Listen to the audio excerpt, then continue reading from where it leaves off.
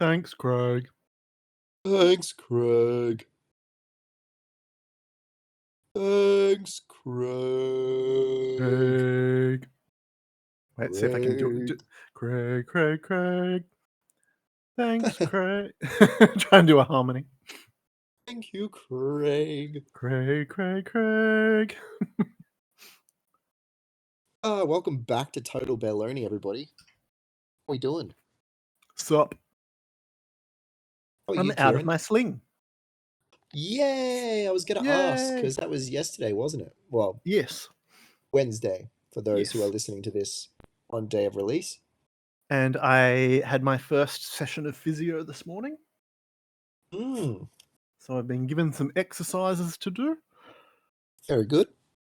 How is So it? yeah, just How's it healing?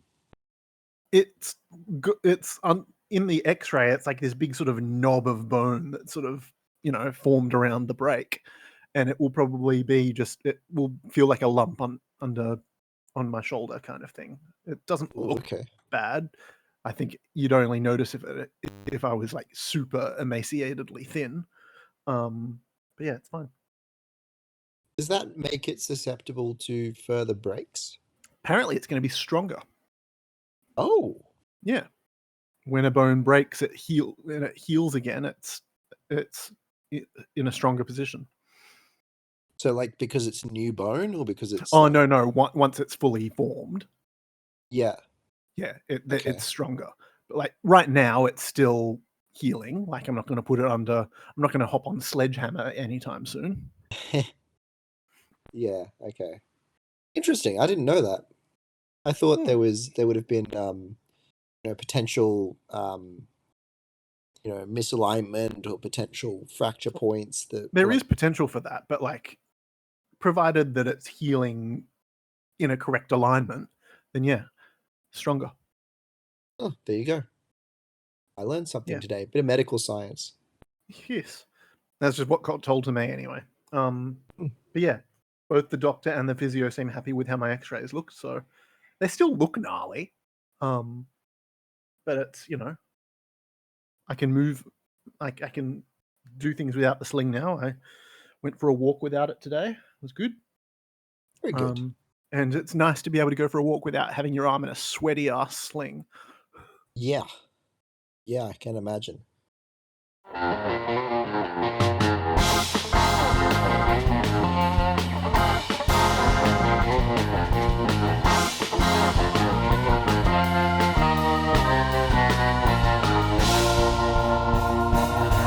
So this is good. Like I can get back into sort of proper exercise now, rather than just sort of doing a light version of it. I was chatting to the guys from Perth theme parks yesterday. Oh They yeah, were asking about how you were going. I think they they're feel a little bad, I think. oh, I feel bad because we'd made plans to go on a tour of Optus Stadium that evening, and yeah, I got back to my hotel, and when I went to get changed and took my shirt off, and I just felt something move, and that's when the real pain really kicked in. And was just Ouch. like, I have got to bail. I'm so sorry, guys. Ouch. But Yeah. yeah, it was. I'm glad that 6 weeks of sling is over now, and it's just a case of slowly building up mobility and strength in it again, and looking forward to the time I can get back on a roller coaster. I'm sure we'll all be celebrating with you on Absolutely. that first coaster ride. I'm hoping it'll be Wild Mouse, but who knows? Haven't heard anything about it yet.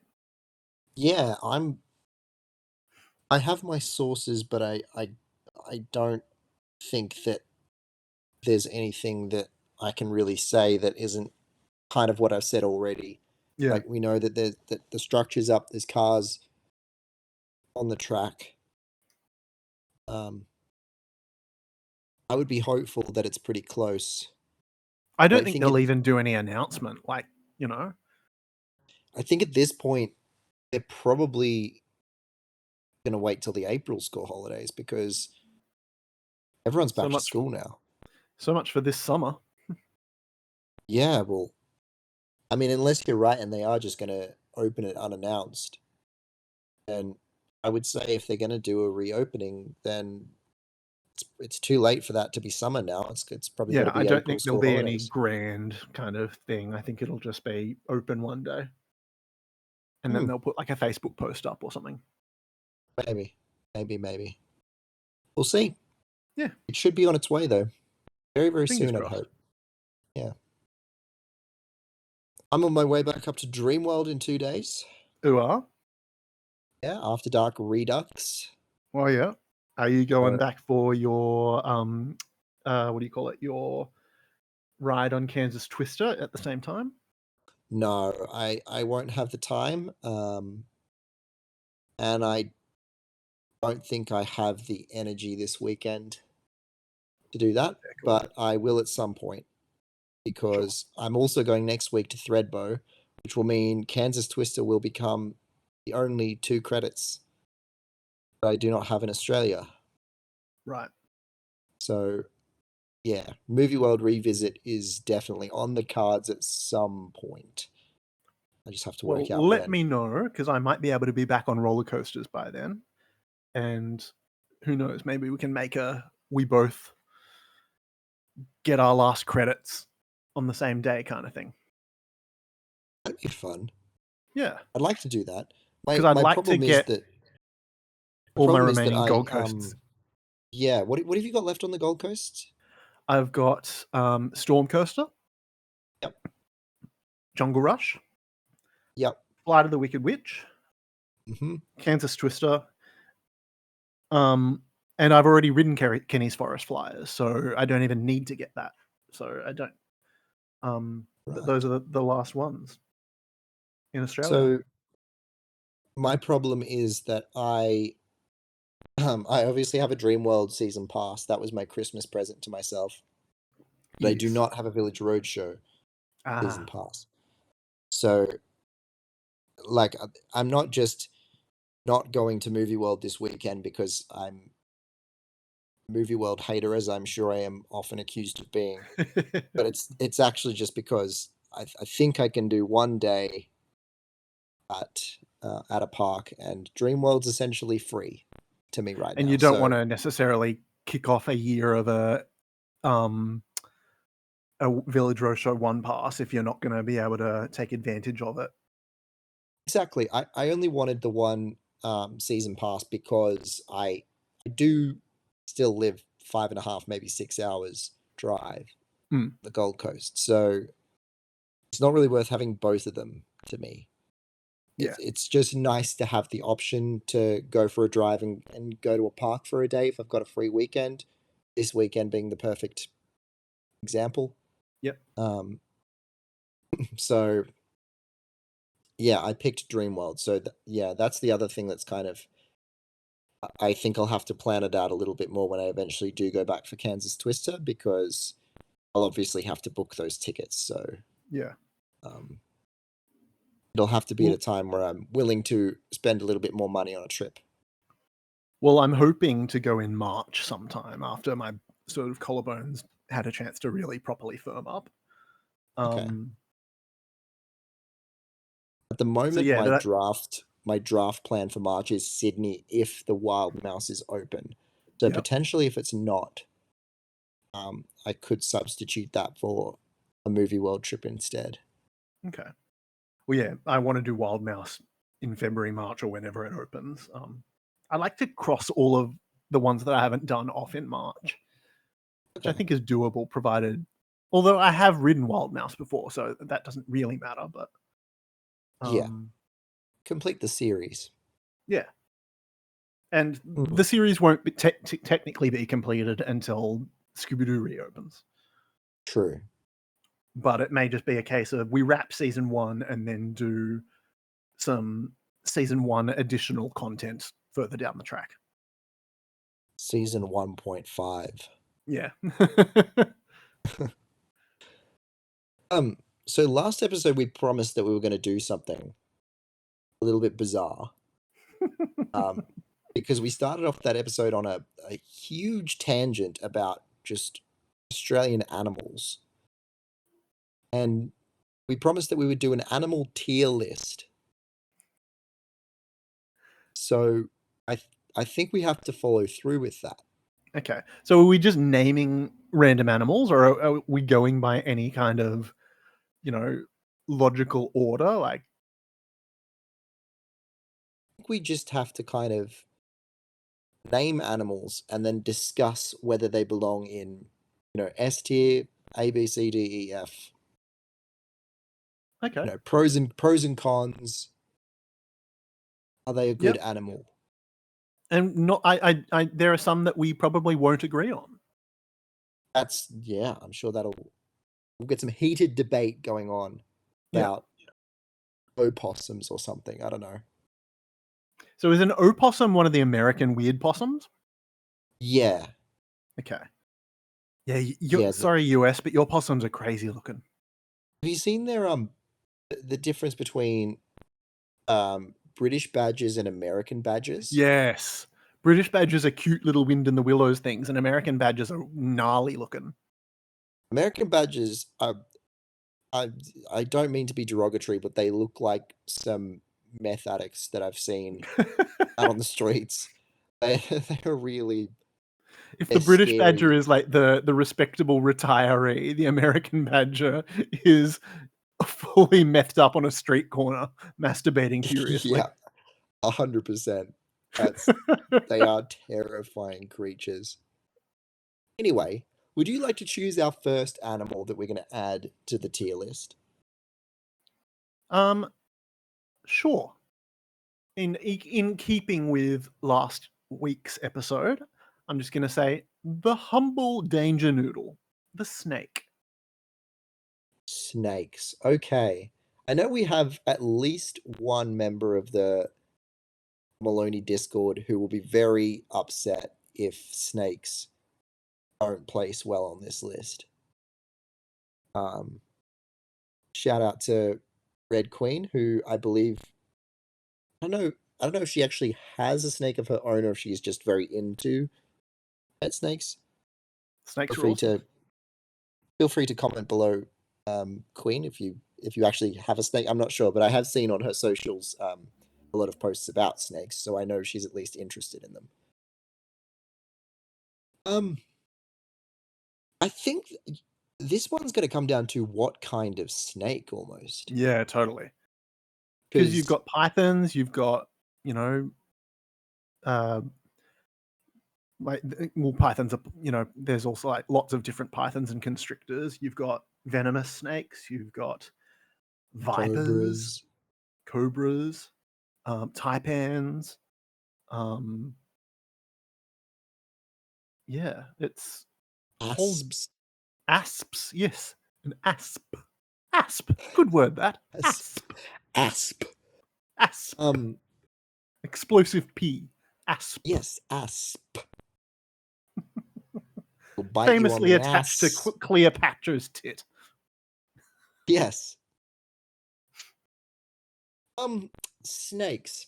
If we have to put snakes all together in one category, I think there's like this big range. There's going to be some outliers. Like I think carpet pythons and that sort of thing are awesome. My Yeah. my year 6 teacher had a pet carpet python. It was a Ball diamond pythons, python. diamond pythons, great pets. She kept that python. We got to feed it. She kept it in the Mm. classroom. I don't know if that's Did legal, you have to but warm up the mice or?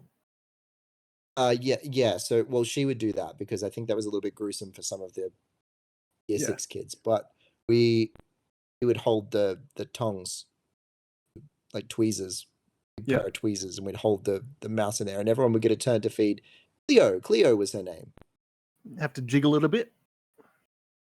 Yeah, you just like actually she was pretty like she kind of knew what was going on. She knew what time of day she got fed, so it was like you kind of just had to. It was a lot of patience, and there's also like the whole um, they're very like they strike and they do it suddenly and very very much in their own time. Yeah. So there was kind of a nervousness about it because you'd get a little bit jump scared when she'd actually finally strike at the mouse. especially because you're trying to get their interest in it. So you're sort of holding it with the tongs and sort of making it walk around as if you're playing with like a Lego minifigure, you know, Yeah, and on then when tongs. you've got her attention, you're kind of trying to hold it still so that she can grab it, but like Mm. the hand's shaking, and you're like, oh my god, when's she gonna do it? You can just see her kind of like just watching it. She was really, I that was really awesome. That was actually like, as far as classroom pets go, I think that's as good as it gets. So Mm. for Cleo specifically, I have to really say that if we're putting snakes anywhere below B tier, then I'm going to be very upset. Oh, 100%. I'd say higher.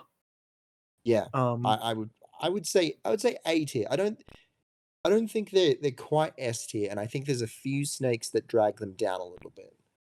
which snakes in particular? The scary ones. Okay. See, the scary ones are awesome. They're awesome, but they're also scary. Yeah, but it's just, like think of like because people use like snake venom for not just anti-venom, but like, there's peptides and shit in there that they use for medicinal purposes. True, true, So much stuff is taken from animal venom, like snake venom, spider venom, um, true. you know, That's and that's just off topic, but have you ever watched the funnel web spiders get milked at the Australian Reptile Park? it is such a painstaking process. They've got to like get them angry and then use a little suction tube on their fangs. It's like, Yeah, I watched it happen live when I visited the reptile park. God, that was like 8 years ago. mm, And yeah, it's crazy. Anyway, back to snakes. yeah. Um, The yeah, spit, the different cobras, like the king cobra isn't technically a cobra, so that we're getting into this whole sort of misnomer situation. Sort of like the brown snake and the king brown snake, and the king brown snake's not actually a brown snake; it's a mulga snake. what is it? Um, What are the features that actually distinguish cobras? Is it um, the flattened neck? no, because the hood is lots of animals flare their necks like that. I mean, lots of snakes flare Right, their necks like that. It's not exclusive right, to cobras; it's just very pronounced on cobras. Um, right. like brown So snakes, red is it belly the black snakes have the ability to flare their neck like that. so is it the spitting venom that is That is a very particular kind of cobra that can do that. Not all cobras can right, spit venom. right, So okay. spitting cobras, Mozambique spitting cobras, for example, um, and they don't even need to like to rear their hoods up to do that. They can like be almost from a flat position, and then just go and it You like know, the other get type of snake that we haven't really mentioned, that are really, really cool evolutionarily speaking, is rattlesnakes. yep, That's huge cool. fangs on a rattlesnake too. Yeah. And don't get me started on They things like the gaboon viper, which has the longest fangs in the world on a snake, I believe. as far Um, as like snake encounters and snake human related, well, snake injuries to humans, I believe the rattlesnake would probably be the most common. Yeah, I'd say it'd be up there. That and the brown snake, but also we're just talking about countries we're familiar with, like, That's you know, true. But things like I the think fur just de because of lance in the Brazil, I think. Um, yeah, there's probably some, but I think because of the population of the United States and the fact that there actually is quite a significant amount of people living in like the desert areas of like California, Arizona, that kind of thing. Um, that where the rattlesnake is common. well, I feel think like the about South Africa as well, like puff adders, boom slangs, mambas, you true, know, true. they've got their fair share. The boom slangs are full on. Hmm. They can be, they're sort of cross little shoelaces, very spicy Okay, I think shoelaces. we should just so that the podcast kind of stays on the overall topic that it's supposed to be about, but rarely is. Um, we should also add posters themed to this animal into the equation. Well, there's plenty of boomerangs, but no boom slang coasters. Well, there's plenty of snake themed coasters though. Oh yeah, for sure. We have one of our own, Steel Taipan, Yep. which is a pretty decent coaster if I say so myself. I think it's all right. Yeah. Yep. Blue Fire clone, but with a swing launch and the spinny seat. There's Um. one of my favorite names on any world famous coaster, Python in Bamboo Forest. Like the full, it's not in a place called Bamboo Forest. The roller coaster is named Python in Bamboo Forest. The roller coaster name is Python in Bamboo Forest. As you do. You know, whatever. Yep. Apparently it's a really good coaster. It's in China, if you couldn't tell by the slightly mistranslated English name. It probably is a lot more eloquent in Chinese. It just I'm sounds sure it very is. broken in English. They've got a lot of coaster names that I'm pretty sure in Chinese are probably absolutely awesome. But then when you translate it into English, it comes out as Flying Apsaras in Western Region. Yeah, and what's the one that's in clouds? Flying and floating over the clouds and water, or something like that. I don't remember. Coaster Through the Clouds, maybe? Coaster Through the Clouds, I think, is the one I'm thinking of. Yeah. That's at the same park as Python in Bamboo Forest. Okay. Yeah. What other snake-themed coasters are there? Diamond Strike? Python, now known as Sapphire Speedster. Yes. Copperhead Strike, Diamondback. Yep. Surely there's a Black Mamba coaster somewhere. Phantasialand in Germany, yeah. Oh, yes, of course. There's about 700 million named Cobra. There'd be a Viper somewhere. There was one at Great Adventure. I think there might still be a Viper. Oh, there is, of course, at Magic Mountain. At Arulupa. Okay. I was thinking Constrictor, but that's a water slide at Wet and Wild. Anaconda. I've been on Anaconda. Not the good Anaconda. I was going to say, you want me to laugh now or later?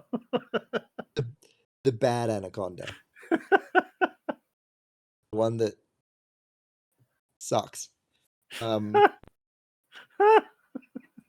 only wooden coaster not to make my top 100 that I've ridden. Where was that again? Walligator in France. Ah, that's right, yeah.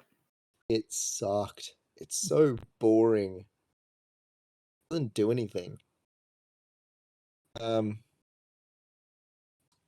Yeah, so there's a lot of snake-themed coasters, and I think there's some really, really good ones.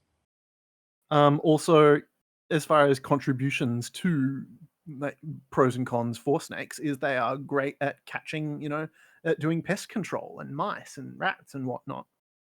Very true. They're nice to have around. They're a very important part of the ecosystem. I think we go A tier. A tier for snakes. Because points off for they're not necessarily the most cuddly creatures. Yeah, points off for sometimes killing people. Yeah. I think that's the only thing we can really deduct them for. All right, shall we move on to the next animal? Sure. The animal that I'd like to propose that we talk about next is... Wait, Sidewinder. That's a roller coaster, isn't it? True. Well, Dreamworld used to have the Sidewinder. Although I don't know if that was in reference to a snake, because it was Hot Wheels themed. Also Python, technically, even though it's probably spelt differently in the Korean version. Yes, I think that might be themed to a god or something, though. Okay.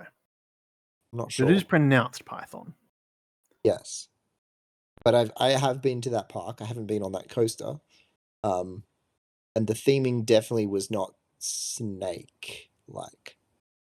It was much more Greek/Roman by the looks of things. Right, okay.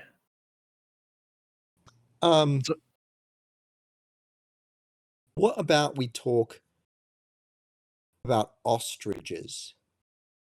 Okay. Now, I'm not sure how, because I know that ostriches is a very... Are we just saying specifically ostriches, or are we including emus? Are we including cassowaries? We could go with big bipedal birds. We could go with the whole family. I literally just went with the first animal to come to my head, so We can go with the whole family. The big flightless birds. Sure. Because, the cassowary is the infamous murder bird that will disembowel you Cassowaries at the given opportunity. cassowaries are the closest thing I can imagine, along with crocodiles, to a dinosaur. Totally. 100%. They're a modern day raptor. Oh, yeah. And they are terrifying. Like, you do not want to go up against a cassowary. No, oh yeah, one of the animals that scares me the most in the entire animal kingdom, cassowaries. They are 100%. haunting. And then you've got emus, who are A bit bigger, derpy. but bigger, but yeah, far Far less derpier. intimidating. Yeah, very derpy. I And actually and ostriches are there. They're a little more majestic. They're a bit more camp. they're very flamboyant. Mm. There are ostriches at Green Valley Farm with the loveliest little lashes you ever did see. I think it's just one ostrich, There's unfortunately. two. There's two. Yeah, I've only a ever girl and a seen one. boy. I've only There's ever one in seen the front one. paddock and one in sort of the enclosure at the back. Wow, I didn't even know that. I'm a Yeah, local. I've only ever because seen the I met one. them both, and one of them was getting really jealous of a goat that was in his pen because the goat was little and adorable, and it got jealous that it was getting all the attention and was just like pecking at it, going, "No, I want attention." I And then was the gonna say I girl have a. ostrich was in the front, and she had the most lovely little lashes ever. Oh, I was gonna say I have a great emu story. Yes, Um, please do tell. we were on a road trip once somewhere that was in a particular area that you could see emus. I don't really remember where. We saw Okay. emus.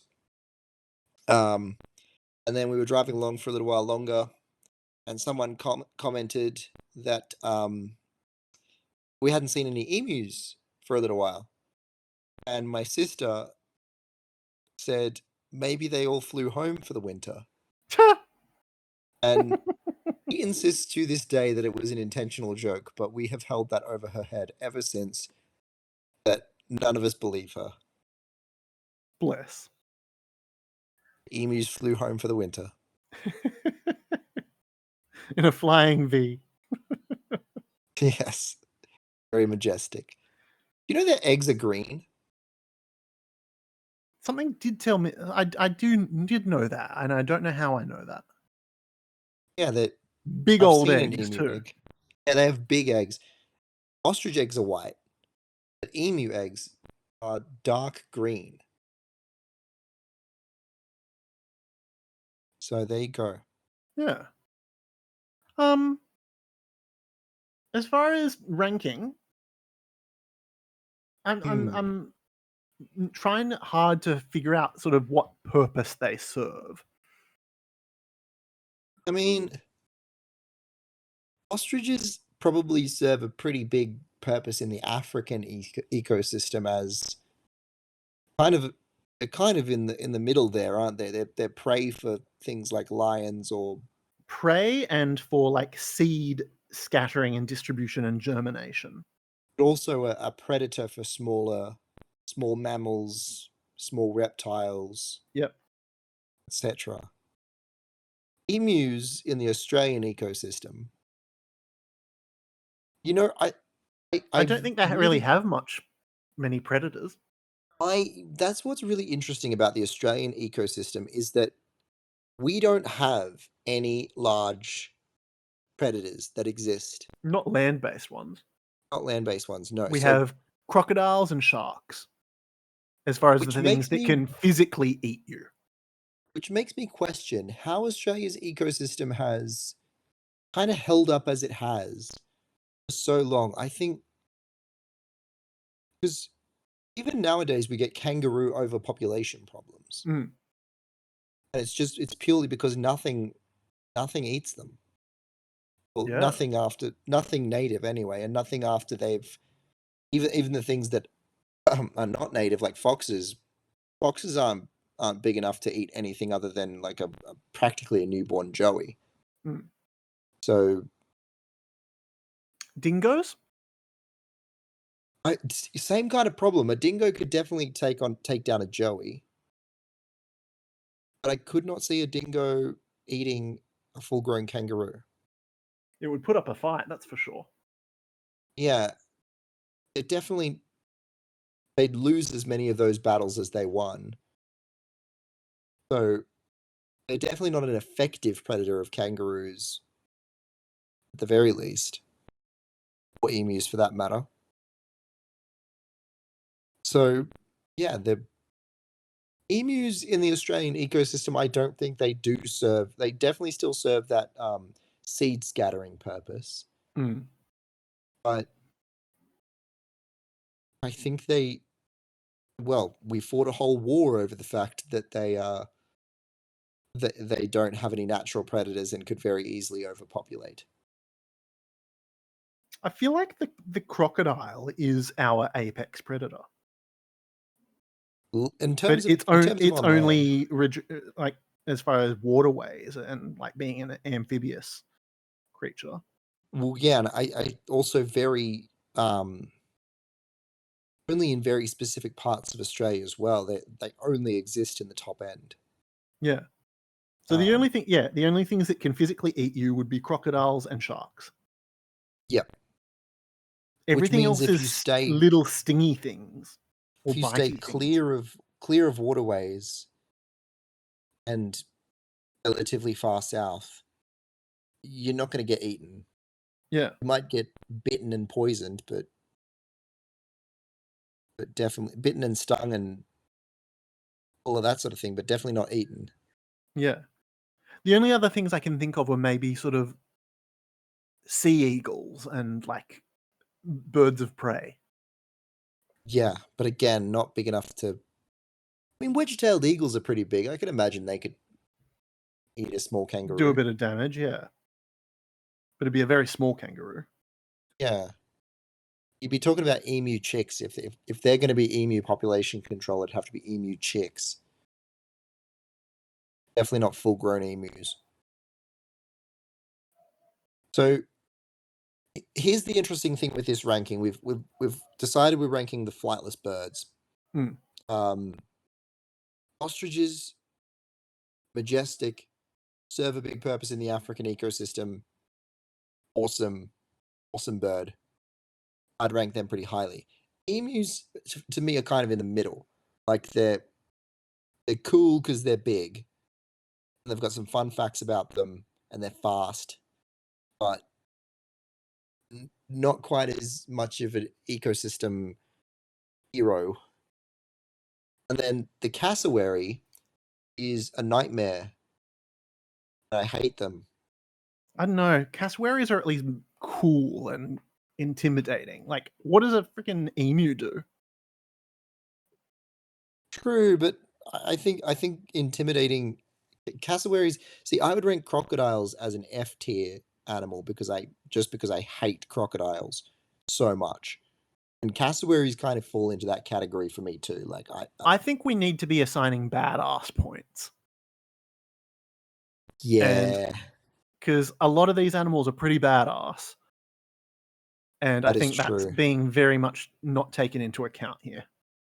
So maybe ostriches and cassowaries are kind of pulling it up, but the emu is pulling it down. 100%.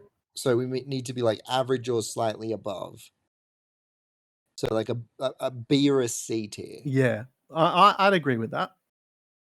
I'm I'd gonna say go a C tier. C tier, I think. C, but the cassowary is doing some heavy lifting in the badass category. Definitely, definitely. C tier animal. Do we know of any roller coasters that are themed to ostriches, emus, or cassowaries? I don't think so. There is a No. flat ride, Chessington World of Adventures, that's called Ostrich Stampede, I think. Okay. It's in the Jumanji section with Mandrill Mayhem.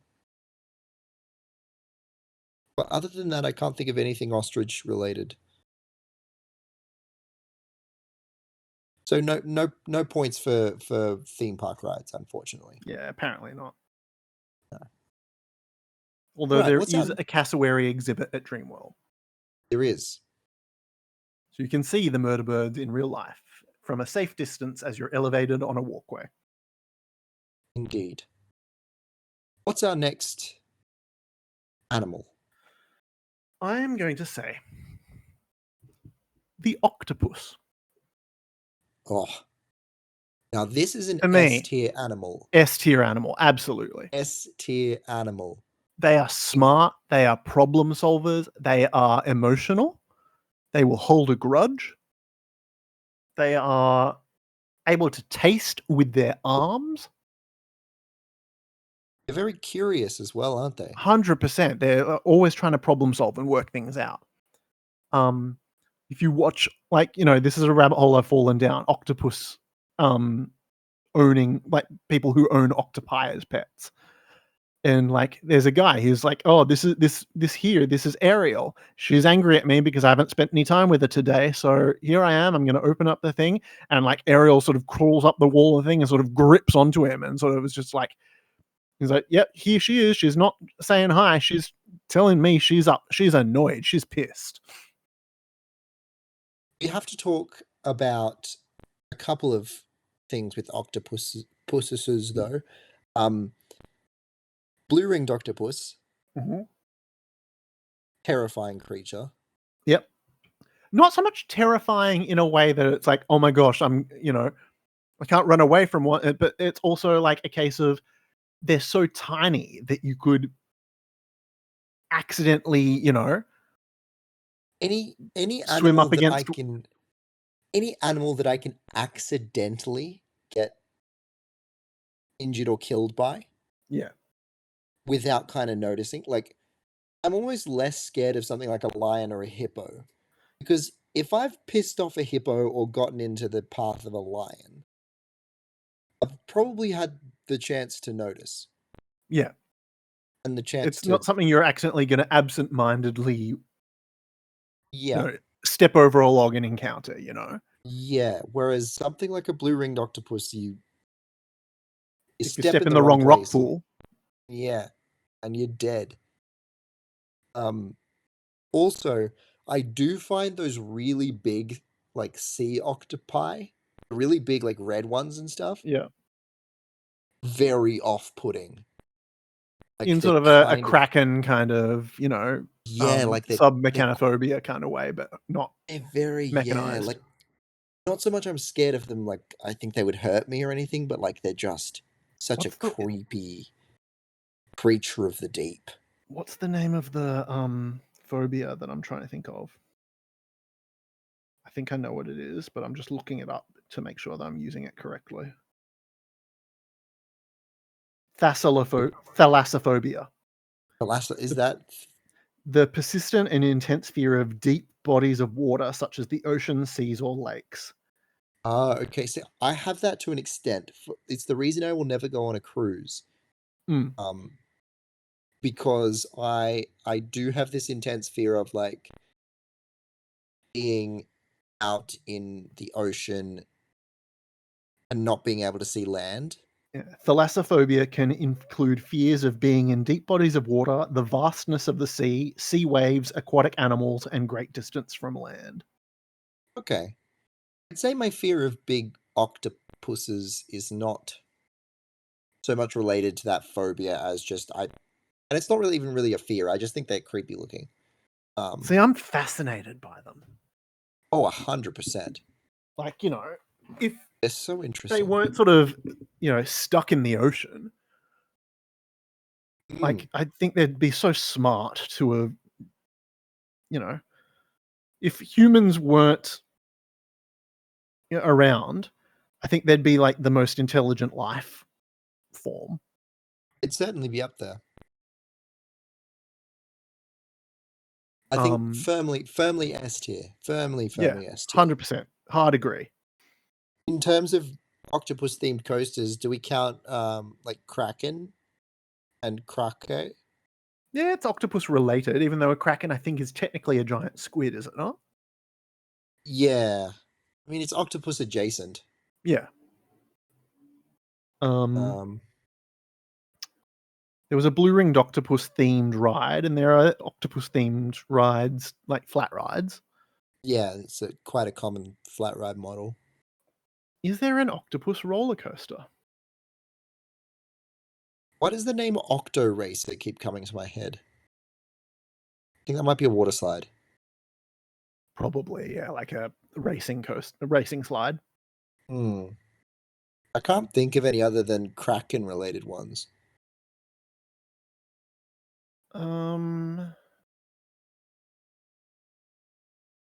Yeah, all I can think of it sort of find is the flat rides. Hmm.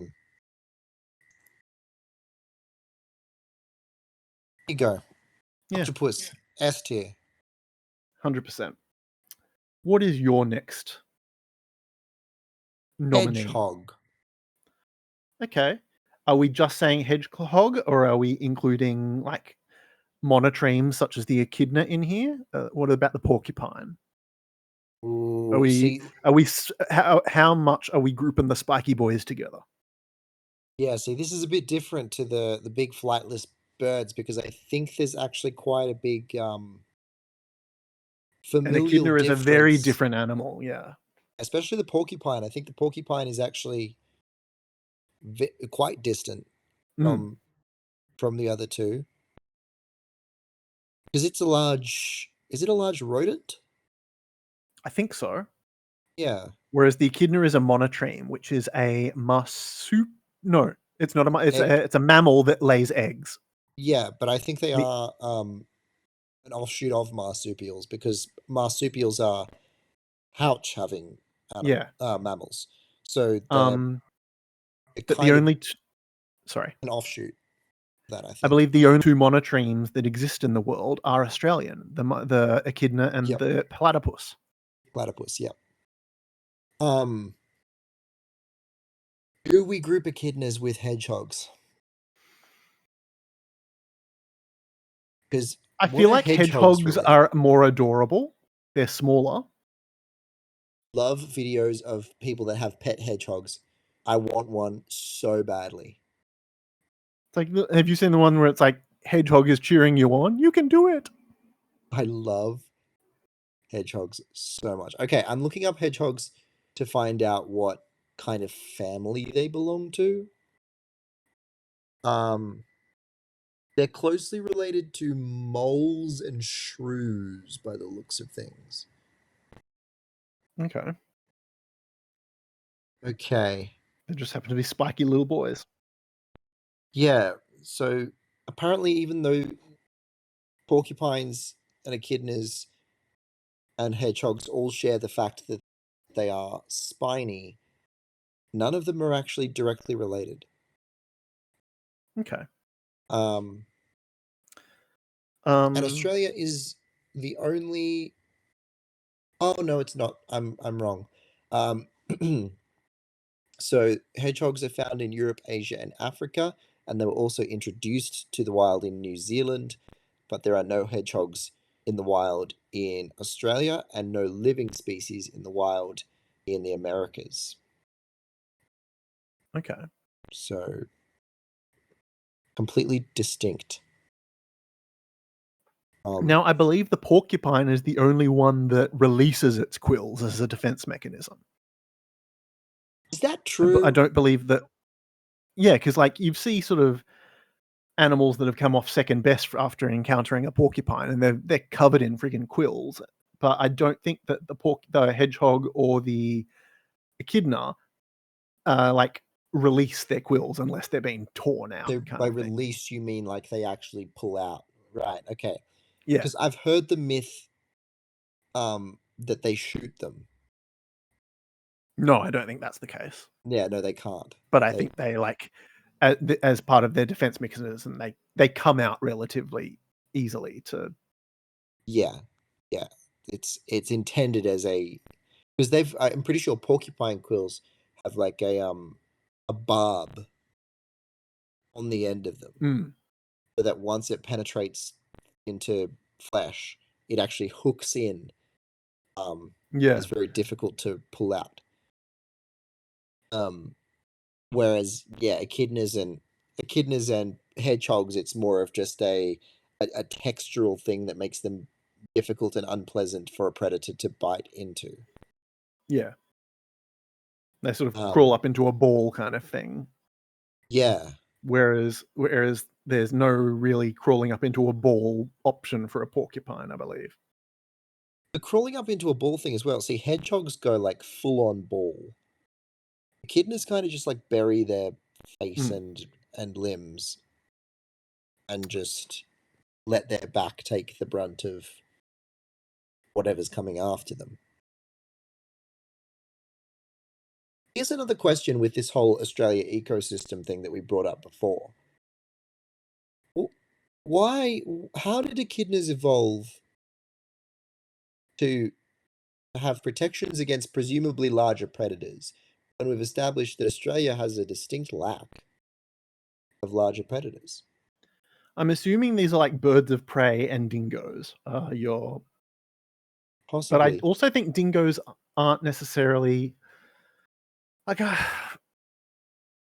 I'm not assuming that echidnas are really hanging around in the desert, whereas dingoes are more of a desert animal.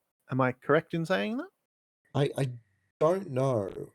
I know that where I currently live, we see echidnas, but not dingoes. Mm. So I don't know. I suppose we're also overlooking the fact that there could have been larger predator species that have since gone extinct during that process of evolution. But it does seem like, evolution is survival of the fittest, so species gain survival features by necessity, and it just seems interesting that we have an animal with a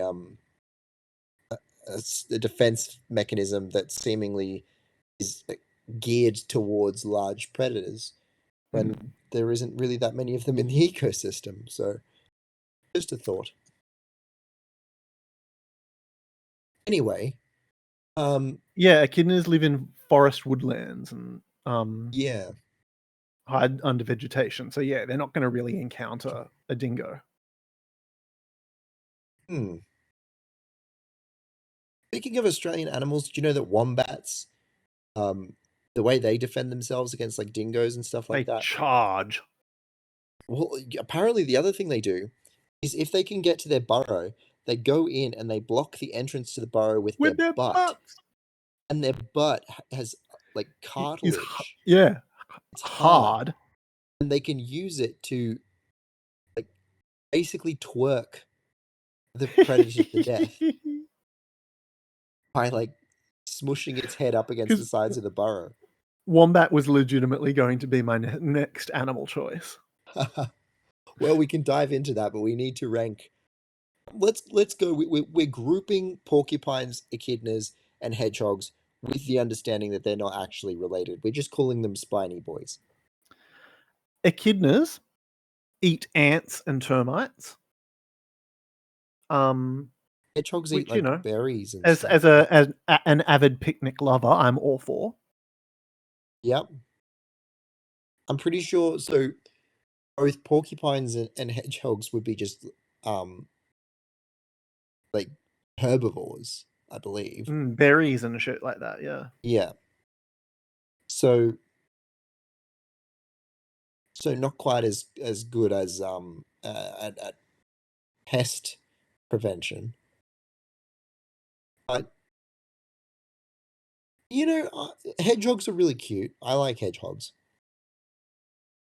Um, echidnas are also really cute. Mm. Porcupines less so, and slightly more, imagine, unpleasant to come into contact with. I don't think echidnas or porcupines are going to win in any badass points. No. A porcupine will, in a way, in just the way sheer way that you sometimes see its predators coming off second best. Yeah. They're native to Africa, aren't they? The porcupine, Yeah. I'm not sure.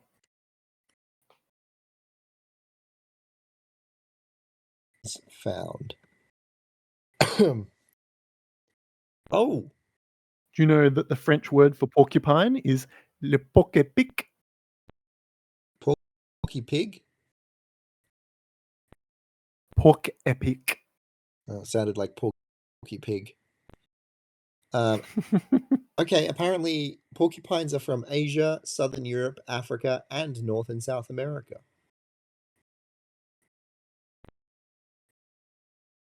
Everywhere, except here.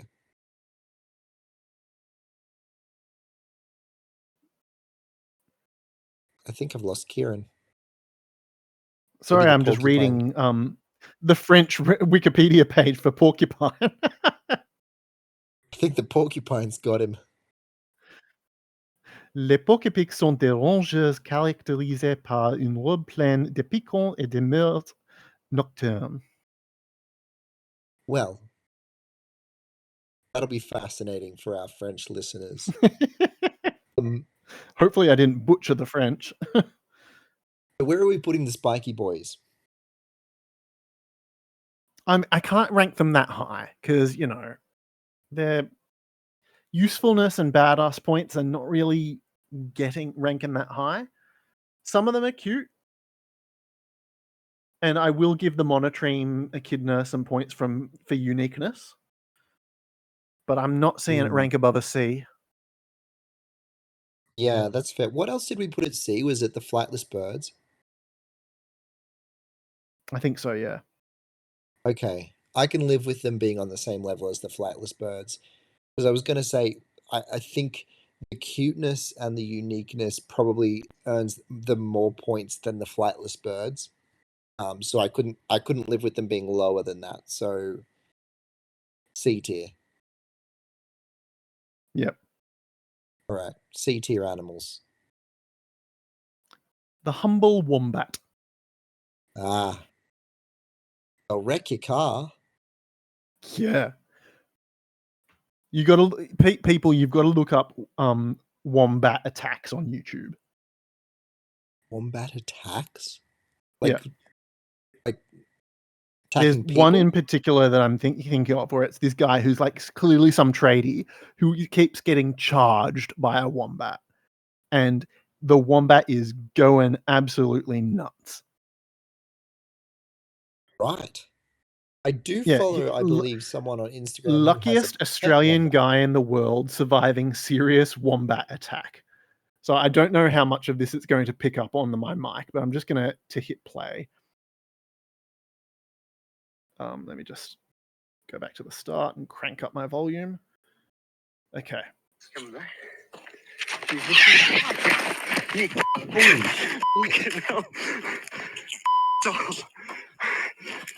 Oh, Jesus!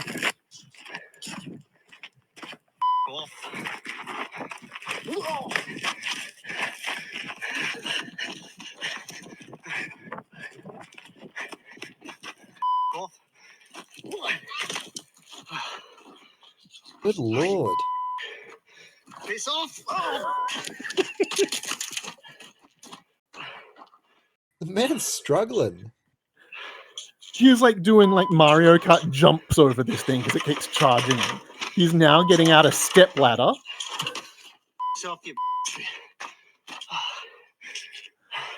Jesus.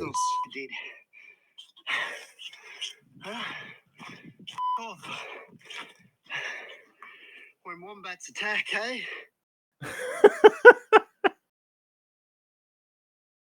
Jesus. So for those looking for that video, it is called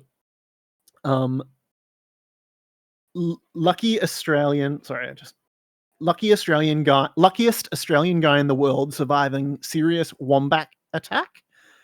And the account is Superb Mimieros, which I'm assuming is superb memes in Spanish or something. Right. Interesting. It's got 35,000 views.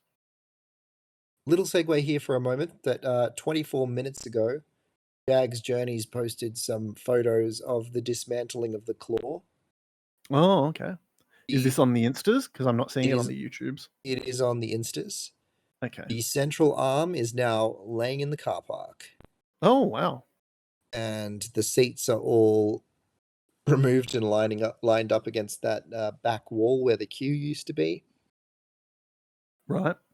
And all that remains standing, it appears now, is the operator's hut and the A-frame structure holding up Okay. the motors and everything. They're moving pretty quickly. They are moving along pretty quickly. A little bit sad, but Yeah.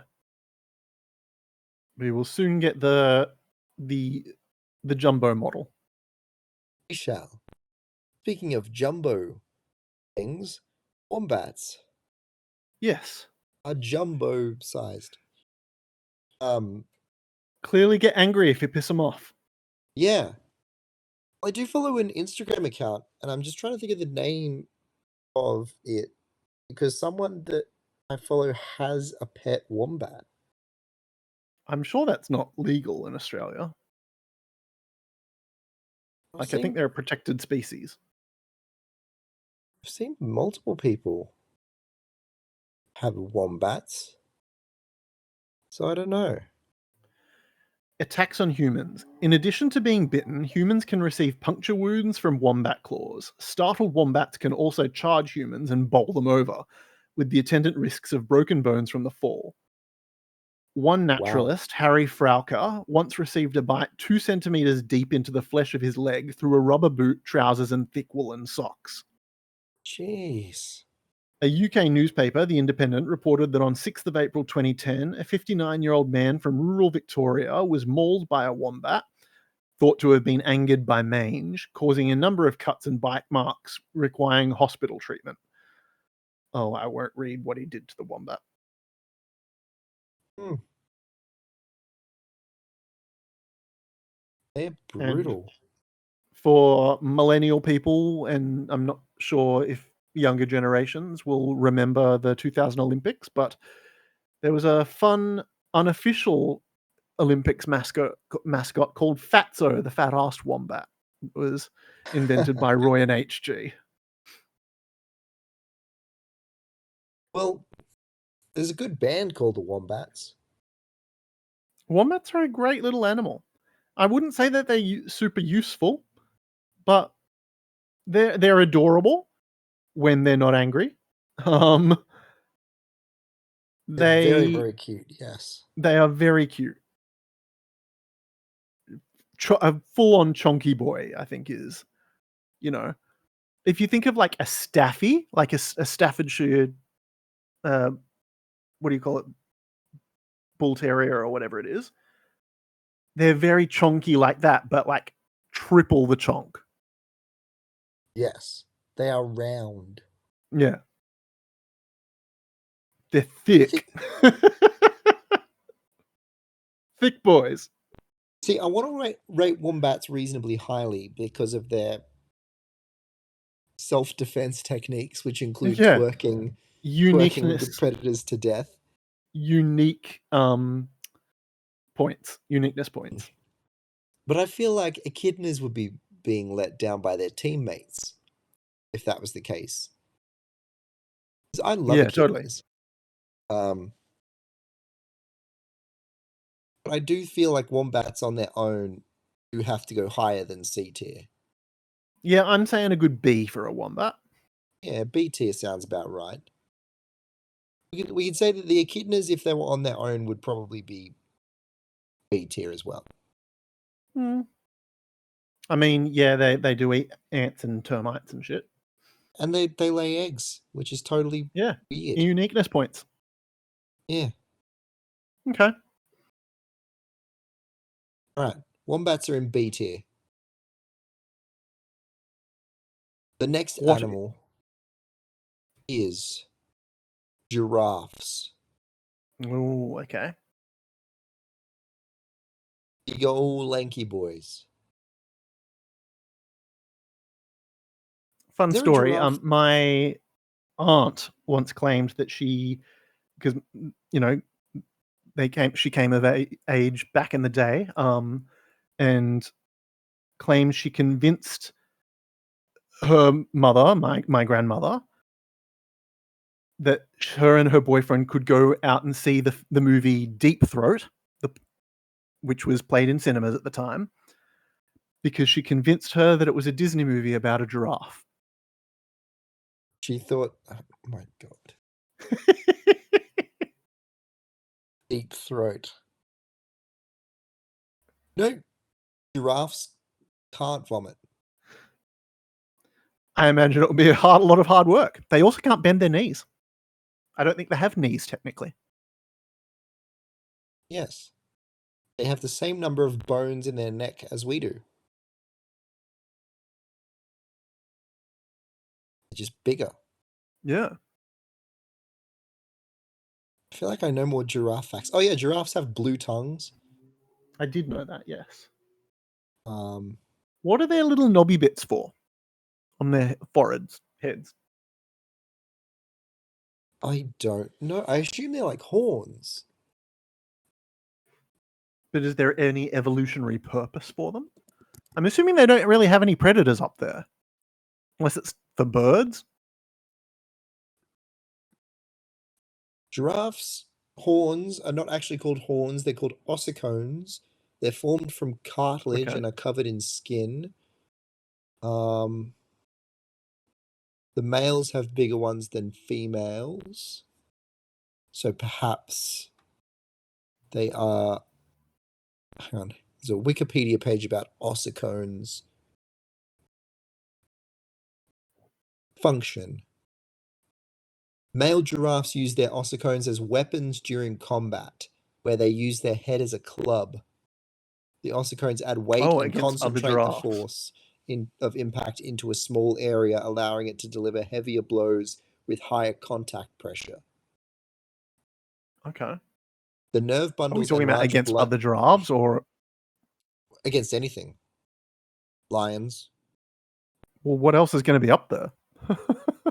Well, they can swing their head like a club because they've got such a long neck. They get a whole lot of leverage.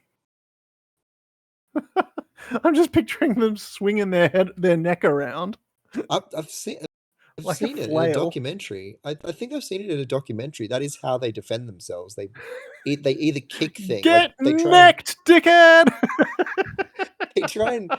they either try and stop things or they like.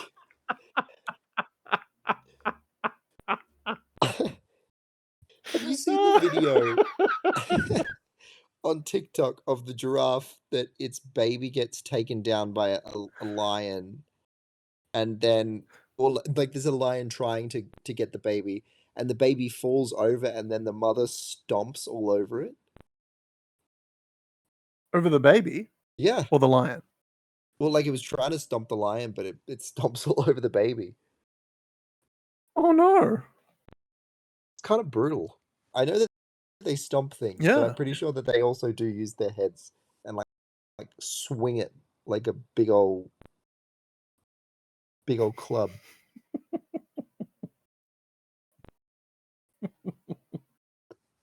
I'm going to be giggling at that all night now. That is, giraffes would be amazing at rock concerts. That's headbanging on a whole new level. Imagine not only being able to headbang, but being able to swing your head like in a circle, like a guy swinging his shirt above Oh my god. above his head, but it's your head.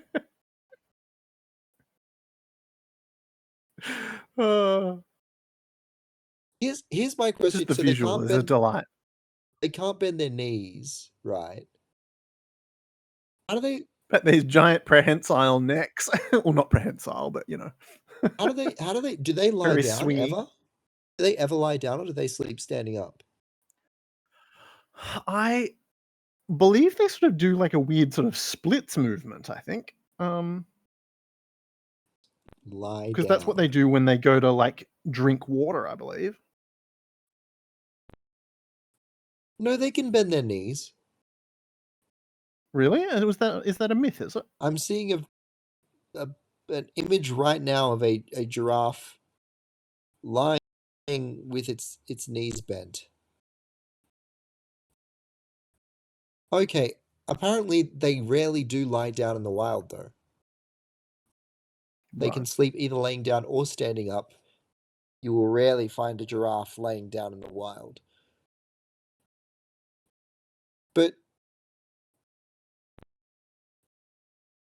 Right, okay. So apparently they need to have some way of okay. So it's not actually to do with They their need. need to, It's their they need to act in order to drink. They have to spread their legs and knees in order to get their necks down. So apparently, part of the reason that they very rarely lay down is because they have to hold their head up. So both regulating blood flow to the brain and also in terms of staying alert for predators and that sort of thing, their head needs to be up, and because that's such a big deal with such a long neck, they sleep standing up. Which begs Giraffes the are not able question. to reach water at ground level from a standing position. Which begs the question. When a giraffe gives birth, does the baby just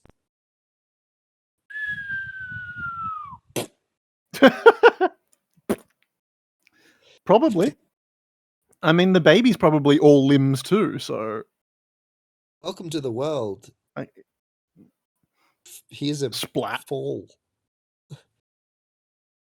Well, I'm assuming the same thing happens to like antelope and deer and stuff like that. Possibly, They're but all like like when limbs.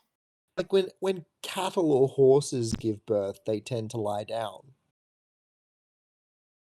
or at least like they don't give birth standing up, so the calf doesn't go splat. I am literally watching a video, don't ask me why, of a giraffe giving birth, and that is literally what happens. That's got to be. It comes out head first out of the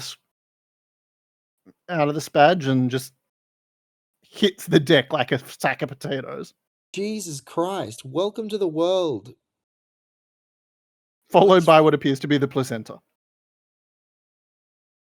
Imagine the first thing that you experience in life is falling like a solid 6 feet straight onto the ground. It's like when you have those falling dreams. Yeah, right? And you like jerk it awake. Yeah, except this time you actually do hit the ground. There's another video, short, saying giraffe birth is terrifying. We saw first one foot, and the second foot came out, and then a tongue and an upper lip, and then gradually out came the face. 2 feet and a face is a human obstetrician's nightmare presentation. Does anyone else feel like that's a long fall? I mean, I know nature designed them this way, it's fine, but giraffes are kind of tall, and to enter into this world just dropping from that height That's what I'm saying. Horrifying to me. Is it just gonna plop on the ground? Oh, Jesus Christ. That does not look okay. I know it's okay, but it doesn't look okay. It just fell head The first. sounds that did we just fill our podcast with the sound of giraffe birth? Yes. birth? Yes, It's we so did. Cute and so sad. And like seeing the baby giraffe try and stand up, it's like leg day. Jesus. Well, I mean, for Yeah. the effort of having to recover from a fall like in minute 1 of being alive, I feel like we gotta give them some pity points. Yeah, totally. Happy birthday.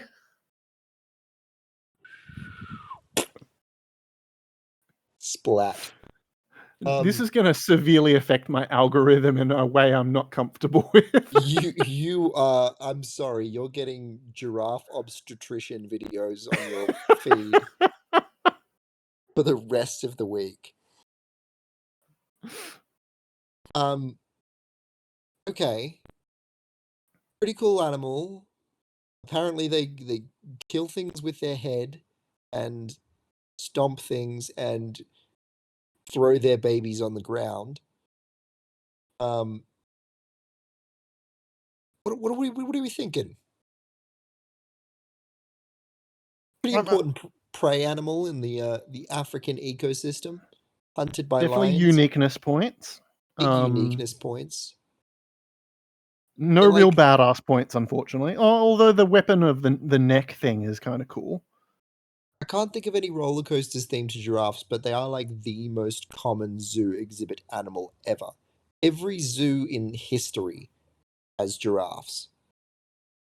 I think it's one of the first animals you see in the movie of The Lion King. True. No, a bird is actually, my bad. True. Because True. you see the sun rising, and then it's like that, nah! And then like the birds all look up.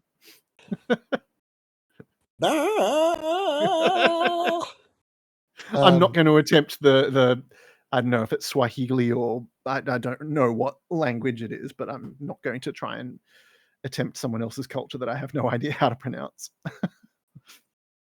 Yeah, they're an okay animal. I think they're my mum's. I'm not favorite seeing it animal. above like a C. I'm sorry. Yeah, maybe even below a C, because I think there's a lot of I know they earn uniqueness points, and sort of their defense mechanism is kind of cool, but I think yeah, I can't I think they get awkwardness point deductions though, totally because they 100%. look. Can you imagine? They constantly look like they're about to tear an ACL. Yeah. They're really awkward and lanky. If something tackled a giraffe, it would snap like a twig. Oh yeah. So like, I feel like maybe D. Okay. Yeah. Just because we put C to D. Yep. like flightless birds and our spiky boys in C, and I don't really think they're on the same level as that. Yeah. I'm gonna say D tier animal. Yeah. Yeah, All right. I agree. All right. We probably My have time last for one. one more. Yeah. I think it would be remiss of me not to say this one. The bear. Ah, the bear. The bear. The bear. And he's coming. Wait. Do you know about that? What are you referring to? The banned Teletubbies episode? No. So there is an episode of the Teletubbies that got banned because the way in which it was presented and the use of music and the cinematography and stuff was like you can find it on YouTube, and it's almost horror.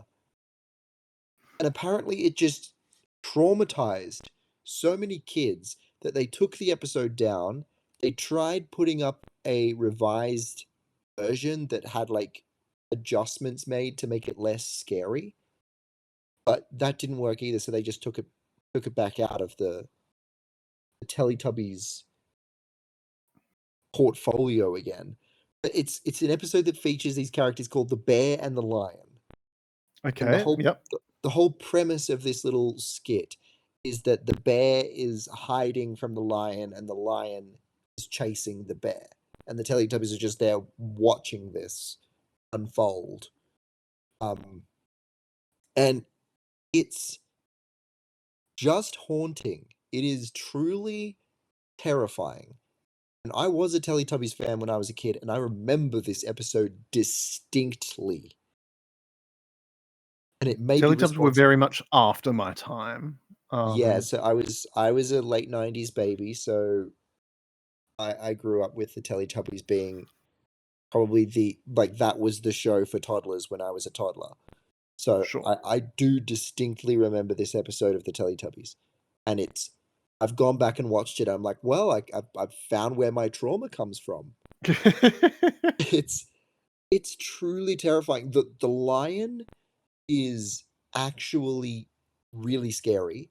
Even saying that as an adult, like his voice is quite scary. And the bear Nice. seems to be taking this as like just I'm just running away from the lion, like it's a game of hide and seek or something. the bear's very silly. But like there's just almost this air about it and the music and stuff. There's just this implication that the bear's about to get fucking murdered. I'm looking up screen grabs of this thing, and these look like 2D cutout animals. Yeah, on wheels. Okay. They were on wheels and they like rolled around through the landscape chasing each other. It's like the music and the atmosphere is like a spooky atmosphere about it for some reason when it happens. They even have bits of like introductory shots of like dark clouds rolling over the Teletubby land and like the music gets sinister. And it's like what the fuck were you thinking? Your target audience is like 2 to 5-year-olds. What are you doing, man? It's really haunting. Okay. So for that, I have to deduct a few points because the bear is responsible From a for random Yeah, Teletubby sketch. the bear is responsible for some of my trauma and therefore minus a few points. On the other hand, there's you, so plus a few points. Bears get badass points. They are scary creatures. They do. Being one Some of of the them- animals in America that will physically eat you. True, although they're very interesting in that regard because they're also probably one of the only large predators that, with the notable exception of the grizzly bear, is easily intimidated into running away. Not always. Like brown Well- bears, black bears, and grizzly bears. Well, the response to, as far as I'm aware, and I may be wrong, but with grizzly bears, you're told to play dead. Yeah. With brown bears and black bears, I'm pretty sure the response to, and I've seen videos of it working as well, the response to being charged by a brown or black bear is make yourself look big and be loud because they're easily intimidated out of a fight. But you don't Grizzly- necessarily. Don't do that Yeah. with a grizzly bear. Grizzly bears are huge, and they'll Also, they'll don't destroy you. climb a tree to try and get away from one because they can climb trees. Yeah, that's a dumb move. But I think that's correct, and please correct me if I'm wrong in the comments. But I believe grizzly bears you're supposed to try and hide away from the fight.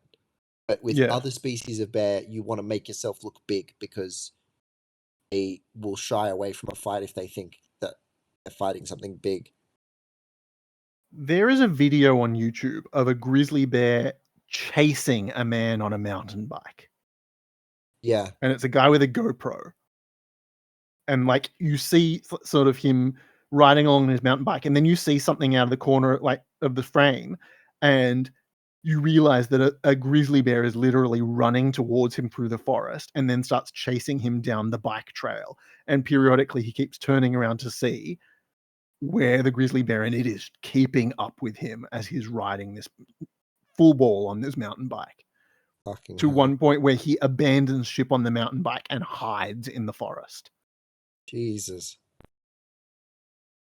Have you seen that video of where there's the bear that's running across like it looks like a lake or a like the edge of a river or something, and it's running at these people, and the guy just starts screaming and like trying to make himself look big, and it turns away and runs away.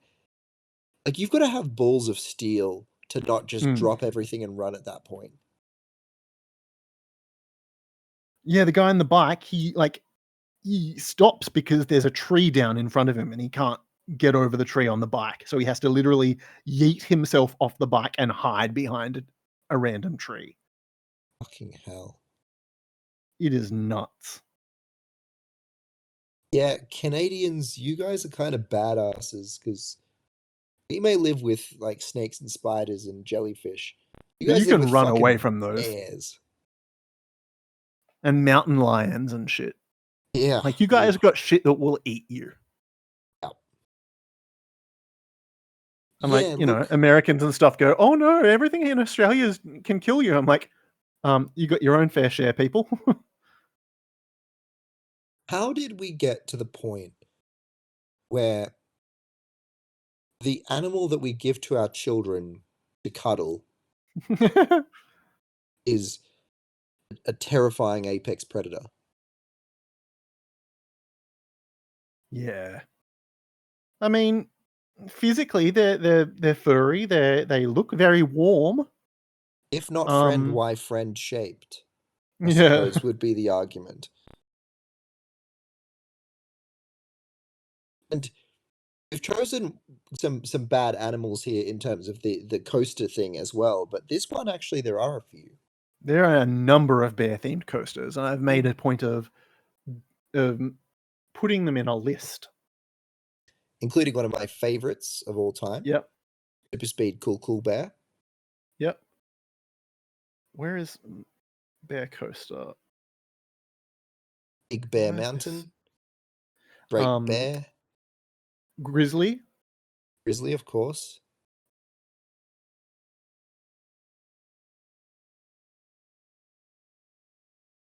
There's Great Bear. Rowdy Bear Mountain Coaster in Gatlinburg. Bear Tracks. Bear Tracks Ooh. is at Seabreeze in USA. Oh, okay, yeah. I'm finding out more about that park recently, and it's very interesting. I think I might have to go when I eventually make a US trip. Yeah, there's Grizzly at King's Dominion and the Grizzly at Great America. Yep. Big Grizzly Mountain at Disneyland Hong Kong. Oh, of course. Runaway mine cars. Lots of Grizzly. Yeah. There's the Bear Coaster at Higashiyama Zoo in Japan. Is that... They have a lot of animal-themed... Oh, wait. I thought of another one. Panda... Wait, no, they're not bears. They're pandas. No. And koalas are not bears either. Koalas are marsupials. Yeah, but that one's... Like, anyone who thinks that a koala is a bear is... Oh, because Americans keep calling them koala bears, and they're not a friggin' bear. Not a bear. But pandas, like, especially giant pandas, I can see where the mistake comes from. They are very similar. So I've just Googled bear coaster at Hiyagashi. I'm butchering this word, and I can't find the actual. Oh, okay, here's a video of it. I think it's been renamed to Jet Coaster. CDB now. Oh no, it's still listed as Bear Coaster on Oh, okay. RCDB. What does it have But to do with? the Oh wait, most famous coaster at this park is the Slope Shooter. Yeah, that's that park. Which is the weird bumper roller coaster that goes down the hill. This one has And to go on my I Japan bucket actually question whether it would be technically a roller coaster. It does. Because it's more like a bobsled, if anything. It does fail to meet one of what would usually be my my requirements for a roller coaster, which is that the track has to be elevated. Yeah, and it's not running on rails per se. It does have a chain lift. And I would say the chain lift is elevated.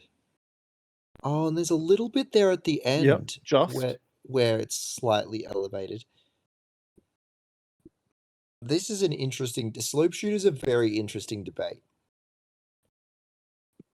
I do not know. I will make up my mind when technically on wheels. Yeah, I'll make up my mind when I go there. I'm going to say it's not a roller coaster. It's cool. I would like to ride it one day, but I don't think it counts as a roller coaster. I have to see it up close because I'm the kind of person that if there's one part of the ride that is coaster-like, I'll count it. Like, you know, that log I will give it points. It's a full circuit. Like, you know, like I count a water coaster despite the fact that it's not coaster all the way through. So I want to see it in its entirety and ride it for myself. Because if there's one part where I'm like, that fits the criteria, then maybe I'll still count the credit. But I do agree, in principle, it's not a coaster. Mm. I'll make my mind up after I ride it. RCDB is usually my guide, and it is on RCDB, but we'll see. But yes, where are we ranking the bear? I think bears have to go pretty high. Yeah. I'm going to say A tier. Yeah, Close A to tier. S tier. They could border on S tier, I think. I think they're... Would you say they're an apex predator? Well, apex predator means they have no predators themselves, doesn't it? I think so. So And what's going to eat a bear? I don't think anything does eat bears. Maybe a mountain lion, but I don't know if they exist in the same mountain areas. lions are not that big. Maybe a mountain lion could eat a bear cub. I'm going to say Possible. they definitely got badass points.